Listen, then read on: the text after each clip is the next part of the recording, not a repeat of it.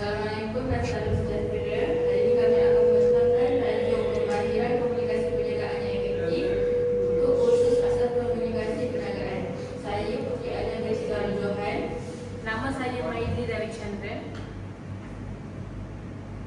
Kemahiran komunikasi perniagaan yang efektif sangat penting dalam dunia perniagaan kerana ia memastikan mesej disampaikan dengan jelas dan dipahami oleh semua pihak.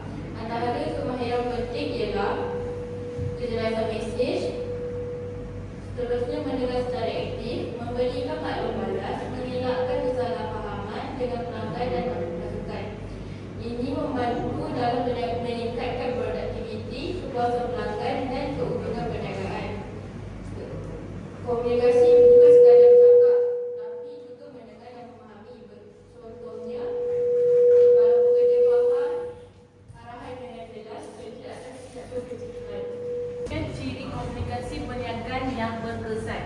Jelas dan tepat adalah mesej yang disampaikan mudah difahami oleh penerima. Contoh, arahan kerja disampaikan dengan perkataan yang mudah. Kedua, ringkas, tidak terlalu panjang atau berbelit. Contoh, terus kepada maksud supaya penerima faham cepat.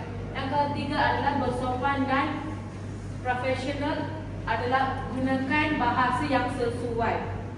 Contoh, dalam email dan akan elakkan bahasa kasar.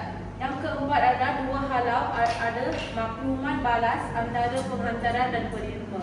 Contoh, pekerja boleh tanya soalan kepada majikan.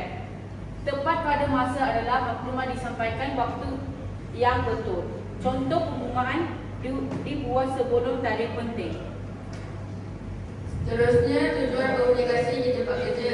Komunikasi berfungsi untuk memastikan kejelasan maklumat, mengelakkan salah faham dan memupuk kerjasama.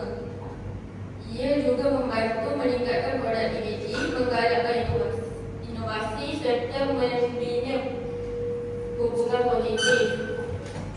Kalau staf selalu berkomunikasi, idea baru senang diberi dan kerja yang jadi lebih lancar. Seterusnya, saluran komunikasi formal. Pertama, saluran komunikasi formal ialah saluran resmi yang digunakan dalam organisasi. Maksudnya, semua maklumat disampaikan melalui cara yang ditetapkan oleh organisasi. Kedua, komunikasi formal disampaikan mengikut struktur organisasi yang telah ditetapkan. Contoh, maklumat dari pengurusi akan disampaikan kepada penyelai dan kemudian kepada pekerja.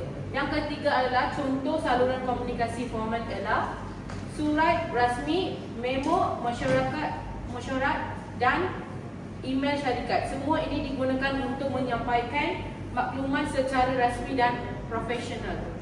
Seterusnya, rangkaian komunikasi formal. Saluran komunikasi formal ada 3 aliran utama. Yang pertama, komunikasi atas ke bawah daripada pengurusan kepada pekerja. Yang kedua, komunikasi ke atas daripada pekerja kepada pengurusan. Yang ketiga, komunikasi mendatar antara rakan sejawat pada peringkat yang sama. Contohnya, bos beri arahan kepada staf yang atas ke bawah, staf beri laporan kepada bos dan dua rakan kerja berbincang sama. Seterusnya, kebaikan dan kelemahan struktur organisasi formal. Antara kebaikan struktur organisasi formal adalah pertama, maklumat disampaikan dengan teratur. Ini bermaksud setiap arahan dan maklumat mengikut saluran yang betul. Kedua, tanggungjawab dan peranan lebih jelas, jadi setiap ahli tahu tugas masing-masing.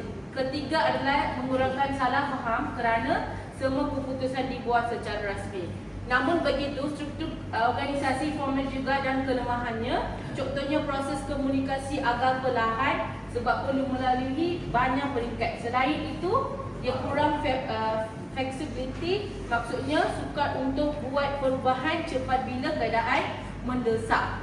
Seterusnya, saluran komunikasi tidak formal berlaku secara bebas dan tidak rasmi. Contohnya, perbualan biasa atau haba angin.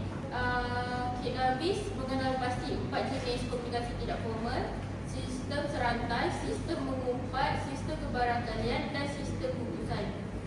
Kalau pekerja bersembang waktu rehat dekat isu syarikat, itu komunikasi tidak formal. Kebaikan kelemahan struktur organisasi tidak formal.